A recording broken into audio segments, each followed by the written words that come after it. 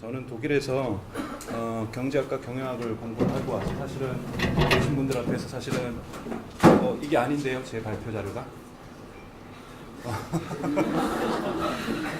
사실은 번데기 앞에 서른다는 느낌이 들 것 같습니다. 저는 강제적으로는 개발 관련돼서는 배운 바는 없습니다. 그냥 독일에서 어쩔 수 없이 강제적으로 코보를 배우라 그래서 코보를 배워서 통계 프로그램 짜는 것 정도 이런 것이 저의 개발에 대한 경험치 모두다 볼 수 있고요.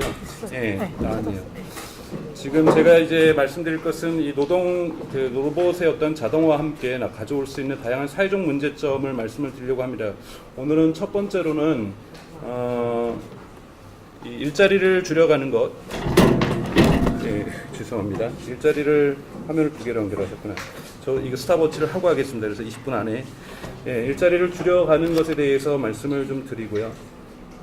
그 다음에 시간이 되면은 이 컨슈머리제이션 경향성, 지금 자동차 산업에 불고 있는 이런 산업 세력 교체 흐름들, 그리고 AI를 위한 노동 속에서 증가하고 있는 노동 착취 구조, 긱 이코노미라고 좀 얘기를 하고 있죠. 즉 알고리즘을 살찌기 위해서 AI를 살찌기 위해서 일을 하고 있는 대표적인 메카니컬 턱에서 일하는 노동자들의 문제점, 이런 부분들 좀 말씀을 드리겠습니다. 이건 영국에서 했던 오스번의 옥스퍼드 대학의 연구를 통해서 여기다가 미래 직업을 알겠습니다. 어떤 직업을 쓰면은 몇 년 뒤에 이런 직업이 어떻게 사라질 것인지 이런 부분들을 분석하는 것을 영국 BBC가 최근에 진행을 했고요. 그래서 이렇게 내가 특히 이런 법률 보조사가 되면은 사라질 확률 98%라든지 또는 밴 드라이버가 되면 57%라든지 이런 통계들이 나오고 있습니다. 그래서 이건 제가 뽑아본 건데 실제로 영국에서 이러한 종류의 잡들이 앞으로 90%이 넘는 확률로서 가까운 시일 내에 사라지게 될 것입니다. 그래서 이러한 부분들, 이러한 연구들은 이제 옥스퍼드 대학에 있는 오스번이 대표적으로 연구를 해왔고요. 그래서 이 사람이 연구한 것에 따르면 앞으로 한 10년에서 20년 사이에 죄송합니다. 이렇게 하겠습니다. 파이낸셜 어드바이저 같은 경우에는 사라질 직종, 지금 한국에 있는 경제학과나 경영학과에 있어서 많은 직종들이 사라질 수 있는 직종이라고 보고 있는 거고요. 공장 자동화, 여러분들 여기 너무나도 잘 아시는 거라서 빨리 넘어가도록 하겠습니다. 특히 키바를 인수한 애마존의 로보틱스라든지 이런 부분들이 물류 노동자들을 사라지게 할 것이고, 버스턴의 다이나믹스 같은 경우에 여러분들 잘 아시겠지만 군인을 대체하는 효과를 가지고 있습니다. 미국의 드론 같은 경우도 2025년까지 공군 전투기 한 3분의 1을 대체하겠다라는 것, 공군 조종사들이 사라지는 문제를 가지고 있고요. 그리고 실제로 셀프 드라이빙 트럭을 이제 메르세데스 벤츠에서 만들고 있는데요. 이건 무슨 표시냐면은 색깔이 좀 흐려져 있지만 이 초록색으로 나타나 있는 이 지역, 트럭 드라이버가 이 주에서는 제1의 직종입니다. 이 주에서는 미국의 전역에서는 트럭 드라이버가 제1의 산업 직종군을 갖고 있습니다. 이분들이 싸그리 사라지는 겁니다. 이러한 다양한 직종들이 사라지게 되는 것이고요. 심지어는 여러분들 잘 알고 계시겠지만 로봇 저널리즘이라는 흐름들도 탄생하기 시작하고 있고, 그리고 한국엔 도입되고 있지 않지만 하이 프리퀀시 트레이딩이 도입되면은 사실 여의도에 있는 증권가에서 일하시는 분들의 한 반 이상은 날아가야 됩니다. 정상적으로는. 아직까지 한국 같은 경우에는 매우 낮은 율의 하이 프리퀀시 트레이딩이 사용되고 있고요. 이 부분도 앞으로 유망한 직종으로 볼 수 있습니다. 그리고 미국 같은 경우에는 지금 미국의 판례법이라든지 영국의 판례법들이 다 DB화되면서 어떤 제가 행위를 했을 때 이것이 어느 주에서 유죄 받을 확률에 대해서 정확하게 계산해내는 이런 시스템들이 미시간이라든지 여러 가지 대학들에서 진행을 하면서 많이 진척되어 있습니다. 일종의 변호사나 판사가 검사가 사라지진 않겠지만 이것을 보호하는 행정 시스템 같은 경우에는 지금도 사라질 수 있는 영역이라고 볼 수가 있는 거고요. 또는 이번에 MIT에서 실험했던 로봇이 작곡한 것을 사람이 연주했을 때 이것이 사람이 작곡했는지 로봇이 작곡했는지를 판단하는 영역에서 사람들이 대부분 실패하고 있는 거예요. 즉 로봇이 작곡까지도 지금 참여하고 있는 이런 식으로 지금 AI들이 진화되고 있습니다. 여러분들 잘 알고 계시겠지만. 그리고 뉴욕에 있는 이런 슬론 캐서린 캔서 센터에서는 IBM의 왓슨이 일하고 있죠. 그래서 어떻게 하고 있냐면은 전 세계 영문으로 분석되어져 있는 모든 암과 관련된 학술 논문을 스스로 분석해서 어떤 부분에 아직까지 해명되지 않은 부분이 있는지를 왓슨이 분석합니다. 그래서 지금까지는 사람이 퀘스천을 던지고 기계가 이것을 도와줬다면 이제는 이 퀘스천을 던지는 역할까지도 어떤 부분에서 학술 연구가 부족한지를 스스로 판단하는 이러한 진화까지도 가고 있습니다. 그래서 지금 이러한 것의 특징들은 이제 중간 영역의 일자리들이 보통 사라진다고 얘기를 하고 있습니다. 과거에는 이런 식으로 표현하면 좀 그렇지만은 육체 노동이 중심적으로 사라졌다라면 이제는 지식 영역의 어떠한 부분이라고 할 수 있던 변호사라든지 금융인이라든지 기자들이 일자리가 대체되고 있다는 것. 그래서 케빈 켈리 같은 경우에는 뉴욕타임스 기자였고 와이어드의 잡지 편집장이었죠. 뭐라고 얘기를 하냐면 이것을 세컨드 웨이브 오브 오토메이션이라고 정의하면서 과거에는 매뉴얼 레이버, 육체노동만이 문제가 됐더라면 이제는 널리지 워크까지도 변화되고 있다고 얘기를 하고 있고요. 그리고 이코노미스트 같은 경우에서 분석하는 것은 속도의 차이가 있다. 과거에도 있었습니다. 2차 산업혁명 시대에도 있었고 1차 산업혁명에도 있었지만은 새로운 과거에 존재하는 일자리가 파괴되면은 새로운 일자리가 빨리 만들어지기 때문에 일자리 총량에서는 문제가 없었던 거죠. 근데 지금 이코노미스트가 분석하고 있는 것처럼 지금 현재는 그러니까 새로 생기는 일자리의 그 개수보다 파괴되는 일자리의 개수가 더 많아지고 그 속도가 빠르기 때문에 시간이 지날수록 일자리의 총량이 줄어드는 사회로 지금 진화하고 있다고 얘기를 하고 있습니다.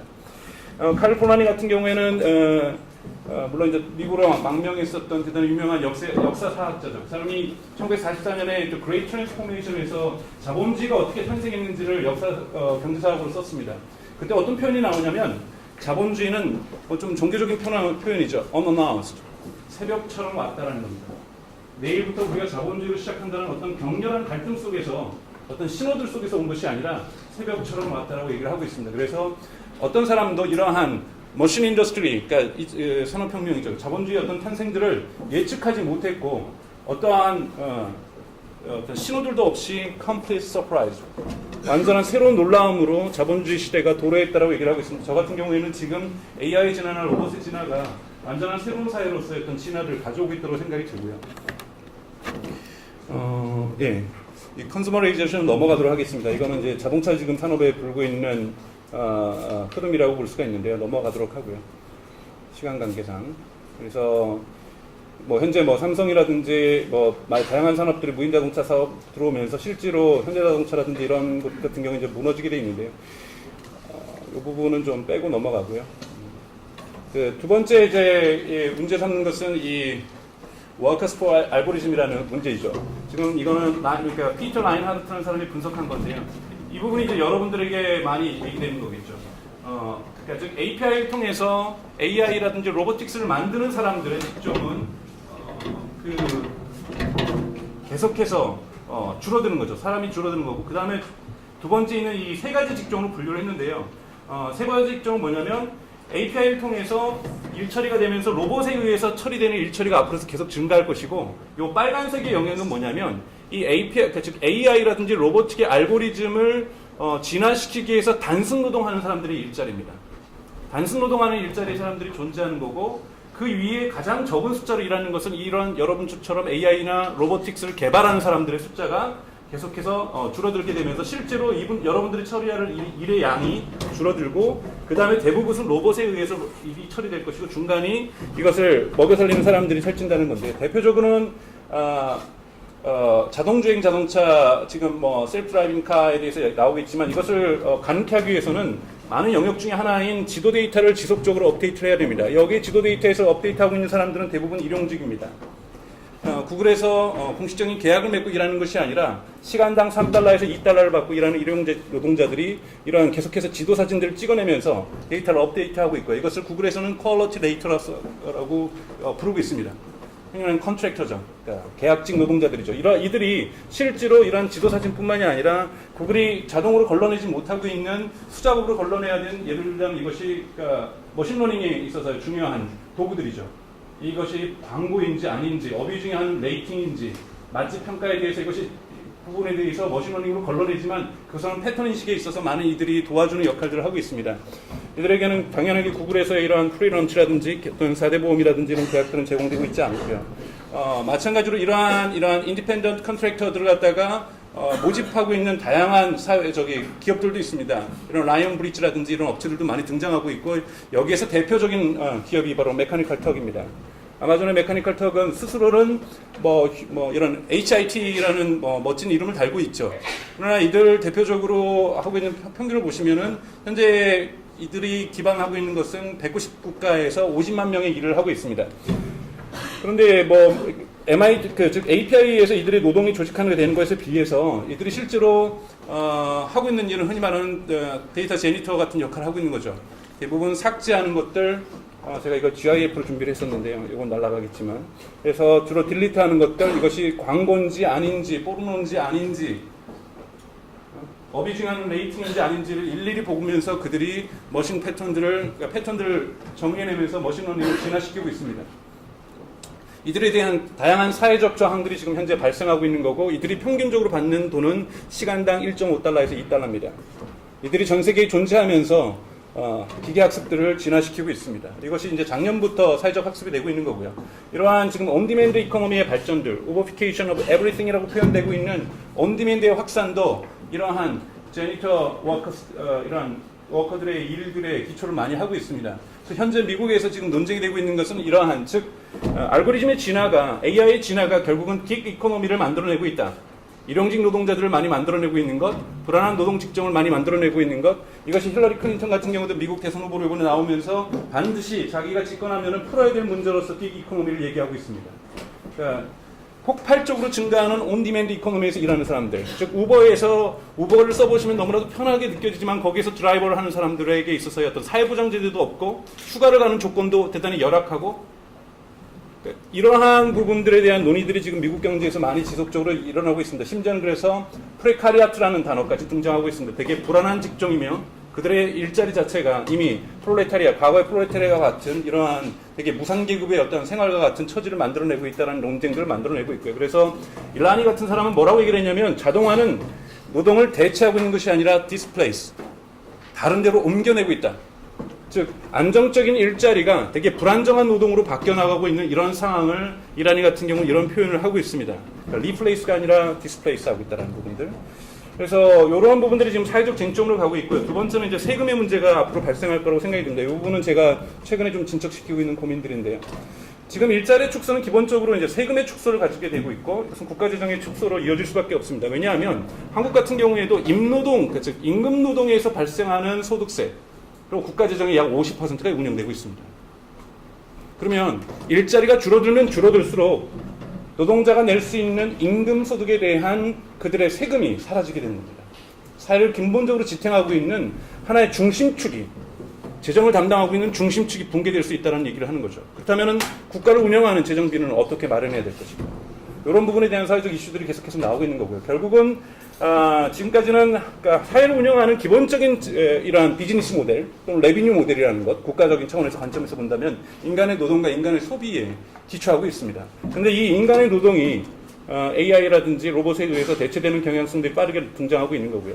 그래서 과연 이러한 자동화에 의한 일종의 디비덴드, 배당금을 어떻게 사회화할 것인가, 어떻게 공정하게 할 것인가, 어떻게 합리적으로 할 것인가가 나타날 수밖에 없는 이슈인 거고, 여기에 대한 고민들을 진척하는 것이 필요하다는 거고요. 그래서 여기에 대한 과세를 어떻게 할 것인가, 이 부분이고, 자동화에 대한 배당의 사회화에 대한, 결국은 저는 개인적으로는 기계노동에 대한 간접세가 도입돼야 된다고 생각을 하고 있고요. 이를 통해서 문제는 어떻게 사회화의 과제를 가져내갈 것인가가 중요한 입장이라 쓸 과제라고 생각이 듭니다. 즉, 이 모인 돈도 모아야 되지만 이것을 어떻게 쓸 것인가. 여기는 저는 세 가지 시나리오가 가능하다고 보는데요. 첫 번째는 물론 당연히 교육입니다. 결국은 교육의 이슈는 크게 이제 두 가지라고 볼 수 있는, 노동자의 자식이라든지 또는 의사의 자식이 여러분과 같은 앞으로 일자리가 줄어들며 있어서도 이런 AI를 만들다거나 로보틱스를 만들 수 있는 사람으로 어떻게 교육받을 수 있을 것인가. 그리고 결국은 노동 이외의 삶을, 우리가 노동하는 일들이 줄어든다라면 노동하지 않고도 살 수 있는 사회를 우리가 꿈꾼다면은 그들이 어떠한 교육을 받아서 어떤 삶을 살게 할 것인가에 대한 결국은 교육의 프로그램들이 개편되어야 되는 것이고, 이러한 부분에 국가의 세금, 그리고 즉 로봇 자동화로부터 걷어들인 세금들이 저는 쓰여야 된다고 생각이 듭니다. 두 번째는 어떻게 기본적으로 로봇하고도 AI하고도 물론 관련이 있지만 그럼에도 계속적으로 이 사회가 운영되게 이런 데서 필수적인 노동이 무엇인가에 대한 재정이, 물론 저는 그냥 사례로 그냥 의료나 지식 전달 같은 경우 들었는데요. 이 사회가 재생산되고 계속해서 인류 사회라는 것이 존재하기 위해서 필요한 기본 요소를 대한 정의와 여기에 대한 국가 재정의 투여들, 이런 부분들이 앞으로도 계속해서 필요할 거라고 생각이 들고, 그중에 세 번째 중에 하나는 지금 핀란드에서 도입되고 있고 지금 스위스에서 내년에 이제 국민투표에 들어가는 이런 조건 없는 기본소득. 조건 없는 기본소득은 사실은 이제 지금 현재는 되게 진보 진영에서 외치고 있는 걸로 얘기되지만 프랑스에서 처음 나올 때만 해도 대단히 경제 자유주의자들, 대단히 보수적인 경제 자유주의자들에서 나왔습니다. 즉 우리가 열심히 일해서 기업들이 세금을 낼 테니까 제발 좀 그냥 쉽게 편하게 작동될 수 있는, 누구는 뭐 실업수당 주고 누구는 의료보험 주고 누구는 어떤 조건, 이거 다 따지지 말고 이것도 하나의 뷰로크라시니까 그냥 조건 없이 일정한 금액을 주는 것. 그리고 이 부분이 이제 최근에 미국에 있는 실리콘밸리에 있는 사람들에서도 옹호되기 시작하고 있습니다. 로봇의 진화를 막을 수가 없다라는 이것이 가져올 수 있는 사회적 부정적 요소에 대해서 너무나 다양한 토론하지 말고 그냥 쉽게 기본소득으로 가자. 이런 주장들도 나올 수 있고 저도 일면 많은 부분 동의하고 있습니다. 이렇게 돈을 어디다 쓸 것인가의 문제까지도 논의해서 지금 사회에서는 말씀드리고 싶은 것은 결국은 이 AI를 어쩔 수 없이 사회혁명을 저는 동반할 수밖에 없습니다. 누구는 일자리를 잃어야 되고 이 일자리 잃어나가는 것을 어떻게 해결해야 되고 관련된 국가를 어떻게 움직여야 되고 사회를 움직여야 된다는 건 사회의 기본적인 룰이 바뀌어야만 한다는 것이고 어떻게 이 룰을 바꿀 것인가에 대한 많은 토론들이 필요하고 이것은 결과적으로는 사회혁명을 동반할 수밖에 없습니다. 그리고 여기에 저항하는 사람들도 있을 거고요. 그래서 이러한 부분들이 만들어질 거고 결국은 지금까지 있었던 아이가 자라나서 너가 자라나서 꿈이 무엇이냐 했을 때 보통 직업을 얘기합니다. 대통령을 얘기하고 장군을 얘기하고 의사를 얘기하고 변호사를 얘기하고 판사를 얘기하는 건 직업입니다. 그 직업이 사라진다면 우리 아이들이 자라날 때 그들의 꿈을 무엇으로서 우리가 만들어줄 것인지 즉 이런 임노동과 직업에 관련된 모든 삶과 교육의 목표가 지금까지 존재해 왔습니다. 우리나라 사회뿐만 아니라 전 세계 사회가.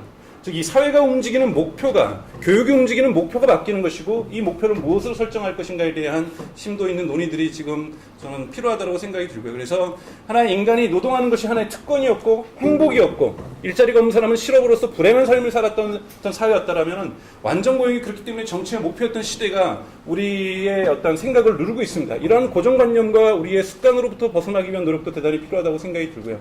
결국은 우리가 꿈꾸고 있는 이러한 사회혁명, 사회 여기에 대한 논의들도 이제는 시작돼야 될 거라고 생각이 듭니다. 그래서 최근에 저도 읽기 시작하고 아직 완전히 읽지 못했지만 결국은 이 사피엔스라고 하는 이 책, 그때는 훌륭한 책이라고 생각이 드는데요.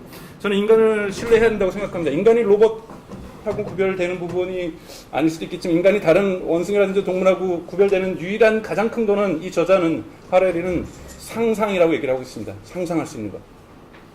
꿈을 꾸는 것. 이것이 동물과 구별되는 인간의 가장 큰 인간 종족이 갖고 있는 가장 큰 특징이라고 얘기를 합니다. 꿈을 꾸고 상상하는 것. 우리가 로봇과 AI가 진화된 사회 속에서 우리 사회가 어디로 갈 것인가에 대해서 상상하는 것. 이 상상에는 로봇의 진화가 가져올 수 있는 다양한 편익뿐만이 아니라 그 사회가, 그 교육이, 그 세금 재정이 어떻게 바뀌어야 될지, 기본 룰들이 어떻게 바뀌고 인생의 목표가 무엇이 될지를 다시 한번 상상하는 시간이 필요하다는 것이고요. 그래서 이러한 새로운 사고들, 새로운 사회 철학을 상상하는 시간이 좀 필요하다는 것으로서 주장으로서 제 발표는 마치도록 하겠습니다. 너무 늦어져서 죄송합니다. 예.